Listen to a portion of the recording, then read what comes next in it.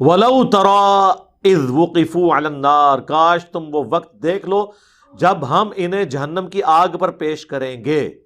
Video چلنے لگی ہے. فَقَالُوا يَا لَيْتَنَا نُرَدُّ وَلَا نُكَذِّبْ بِآيَاتِ رَبِّنَا، وہ کہیں گے اے کاش کسی طریقے سے ہم دوبارہ ایک بار دنیا میں چلے جائیں تو ہم اللہ کی آیات کو نہیں جھٹلائیں گے.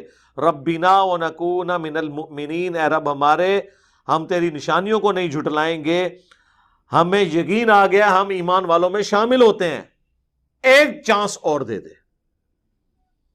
اب اس کے اوپر ذرا اللہ کی ورڈکٹ سنیں. بلکہ بدا لہم ما کانوا یخفون من قبل، ان پر وہ چیز اب کھل گئی ہے قیامت کے دن جس کو یہ چھپایا کرتے تھے. یعنی پہلے بھی ان کا دل تو گواہی دیتا تھا کہ یار یہ دنیا اللہ نے ایسے تو نہیں بنائی ہے، کسی نے تو بنائی ہے، اس کے سامنے اکاؤنٹیبل ہونا ہے. لیکن ضد اور چودراہٹ کی وجہ سے انہوں نے وقت کے پیغمبروں کا انکار کیا، نبی اسلام کا انکار کیا.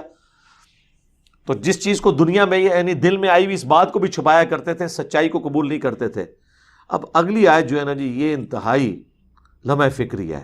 اس آیت کا اگلا ٹکڑا، وَلَوْ رُدُّوا، اگر انہیں ہم دنیا میں دوبارہ واپس بھی بھیج دیں، لَعَادُوا، پھر یہی کام کریں گے، لِمَا نُهُوا عَنْهُ، وہی حرکتیں کریں گے جس سے ہم نے منع کیا. وَإِنَّهُمْ لَكَاذِبُونَ، اور یہ بے شک جھوٹے ہیں.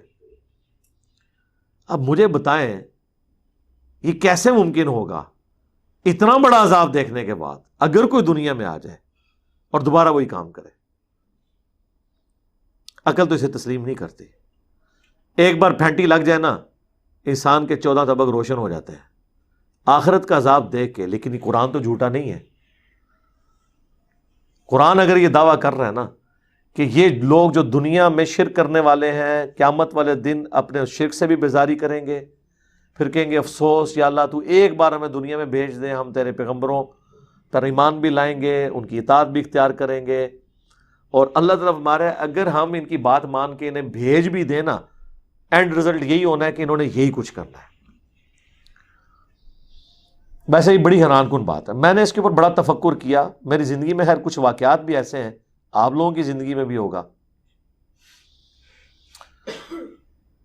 کئی سال پہلے کی بات ہے، آلموسٹ آپ سمجھ لیں آج سے شاید 8-10 سال پہلے کی. میں پشاور موڑ اسلام آباد میں ٹیکسی کے لیے کھڑا تھا تو ایک ٹیکسی والا آیا، تو اس کے ساتھ جب میں نے سفر اختیار کیا تو میں نے اس سے ویسے گپ شپ کی. تو وہ کہنے لگا جی مجھے اللہ نے نئی زندگی دی ہے. میں کھڑا تھا، پیچھے سے وہ بڑا ڈیمپر آ کے چڑھ گیا. اشفا انٹرنیشنل میں وہ کئی ہفتوں تک وینٹیلیٹر کے اوپر رہا. اللہ نے نئی زندگی دی، حالانکہ اسے رشتہ دار مل کے جا چکے تھے کہ اب یہ نہیں بچنا. وینٹیلیٹر پہ چڑھا ہوا بندہ تو بہت کم ہی واپس آتا ہے. تو کہتا ہے جی مجھے تو نئی زندگی اللہ نے دی ہے. تو میں نے اس سے پہلا سوال یہ کیا نماز پڑھتے ہو؟ کہتا ہے جی ٹائم ملے تو پڑھ لیتا ہوں. میں نے کہا صدق اللہ العظیم، اللہ نے سچ فرمایا. اگر ہم انہیں دنیا میں دوبارہ بھی بھیج دیں تب بھی یہی کچھ کریں گے جو یہ کرتے تھے. وہ دنیا میں واپس ہی آیا نا، موت کے منہ سے جو واپس آیا. اچھا یہ کیوں کریں گے؟ اس کے پیچھے آپ سمجھے لاجک کیا ہے؟ اس کے پیچھے جو لاجک ہے نا وہ اصل میں یہ ہے کہ شیطان اور نفس انسان کو یہ پٹی پڑھاتا ہے کہ اللہ بڑا غفور رحیم ہے. وہ جب دوبارہ دنیا میں آئیں گے نا پھر اپنی مرضی کی زندگی گزاریں گے. پتہ کس امید پہ؟ کہ یار ایک بار آخرت میں گئے تھے نا، چھوڑ ہی دیا نا اس نے، دوبارہ بھیج ہی دیا نا، اون بھی چلو خیر سستی ہوئی تو پھر ایک چانس اور ہی مل جائے گا. آپ مجھے بتائیں خیال آئے گا کہ نہیں ذہن میں کہ بھی پورا قرآن دھمکیوں کا بھرا ہوا، at the end of the day جہنم میں جا کے بھی واپس دنیا میں آ گئے تو اب کون سی نئی چیز ہو جانی ہے؟ دوبارہ جائیں گے، وہ ہے ہی بخشنے والا مہربان ہے، ماں تو ہی 70 گنا زیادہ کرتا ہے، کوئی مسئلہ ہی نہیں ہے، پھر آ جائے گا. یہ میرے دماغ میں آیا کہ یہ لاجک ان کے دماغ میں آئے گی، اور یہی لاجک ہے جو شیطان کے دماغ میں بھی ہے. اسی لیے ابھی تک اسے توبہ کی توفیق نہیں ہوئی ہے. کہ خیر ہے، چھوڑ دے گا، معاف کر دے گا، خیر ہے معاف کر دے گا. اللہ کا شکر ہے اللہ نے ایک چانس بھی نہیں رکھا ہوا، ورنہ کہیں نہ کہیں کسی کے دماغ میں بات آ ہی جاتی کہ خیر چھوڑ ہی دے گا. اور دیکھیں اس کا احسان ہے کہ اس نے آپ کو مرنے سے پہلے جو سلیبس دیا ہے اس میں بتا بھی دیا ہے اور یہ بھی کہہ دیا ہے کہ جی یہ اس طرح کی تمنا کریں گے، ہم انہیں دنیا میں واپس بھی نہیں بھیجیں گے، اگر بھیجیں گے پھر بھی یہ اعمال کریں گے تو اللہ نے تو پہلے فلم چلا دی ہے، اب کسی کے دماغ میں وسوسہ بھی نہیں آنا چاہیے۔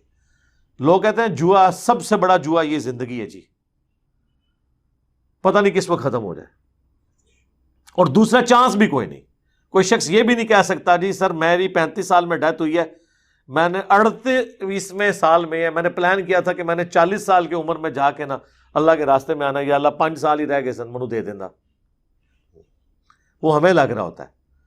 دیکھ لیں جن کا جنت کا راستہ ہے وہ نظر آ رہا ہوتا ہے جنت کے راستے پہ، اور جو جہنم کے راستے پہ چلنے والے ہوتے ہیں نا وہ نظر آ رہا ہوتا ہے جہنم کے راستے کی طرف ہی جا رہے ہیں۔ ان کو آپ جو کچھ بتائیں وہ مانتے نہیں ہیں، اور جو خوف خدا رکھنے والے ہیں وہ ہر بات کو سیریس لینا شروع کر دیتے ہیں۔